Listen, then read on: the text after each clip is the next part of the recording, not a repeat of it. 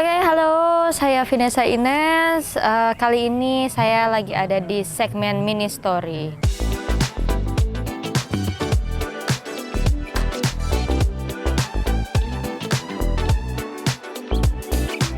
So, mau ceritain tentang titik terendah ya, titik terendah dalam karir aja deh.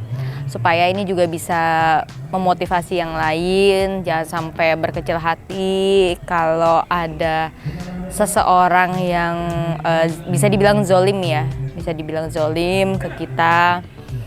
Jadi titik terendah gue adalah pas gue berkarir ini, pas gue masih kecil sih sebenarnya sih, cuma gue udah inget itu usianya SD. Gue casting buat salah satu sinetron, waktu itu belum ada stripping. Nah, pas casting itu memang ada dua option, dua orang antara gue sama, sebut aja si A. Nah, gue sama si A ini tinggal nunggu keputusan. Sebenarnya tuh yang deal gue.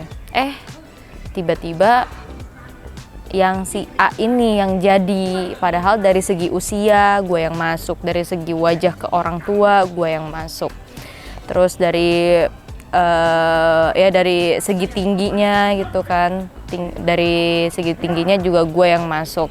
Tapi kalau dia yang masuk, nah usut punya usut, ternyata dia tuh ya ada yang bilang dia bayar, ada yang bilang dia itu bawaannya orang PH itu entah gimana, gue nggak ngerti. Tapi yang jelas gue benar-benar sakit hati banget di situ karena emang gue pengen banget job itu. Dan you know lah, anak kecil kan kalau apa yang dimauin terus nggak dapet kan nangis kan. Gue nangis di saat itu. Cuma nyokap gue bilang kalau kita diginin orang berarti kita tandanya mau dapet yang lebih baik lagi ke depannya. Dan ternyata benar. Si A itu udah nggak tahu lagi kemana.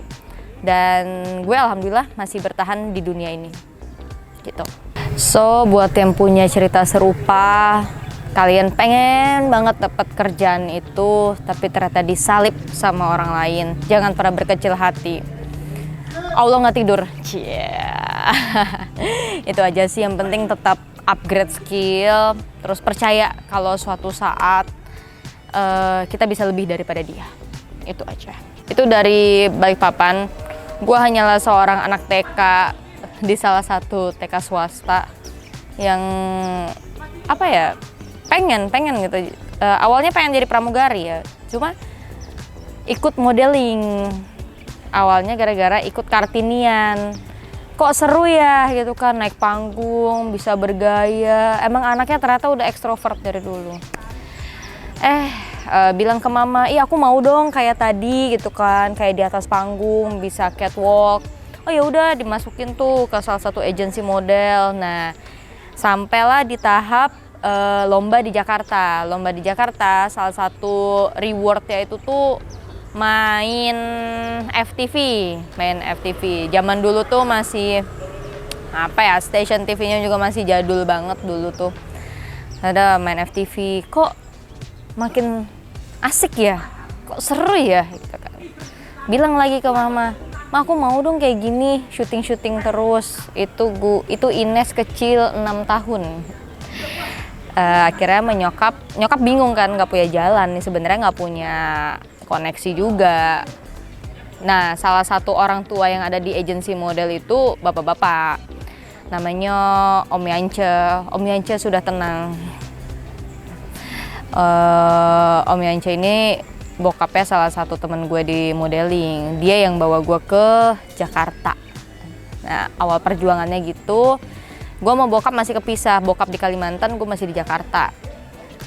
Sampailah dikasih waktu, kalau misalnya 2 tahun nggak ada hasil, udah pindah lagi ke Kalimantan. Gitu katanya. Alamak ya kan. Tapi ternyata emang udah jalannya dalam 2 tahun. Alhamdulillah dapat peran yang lebih baik. Waktu itu tuh sinetron Malin Kundang, itu 2004 atau 2005 ya. Itu di situ bener-bener dapat perannya bagus banget, sehingga bisa orang-orang PH yang lain ngeliat. Ya dulu juga nggak mudah, ngekos juga kamarnya bukan yang mewah. Ada kali kamarnya cuma dari ujung situ sampai situ. kecil banget kamarnya.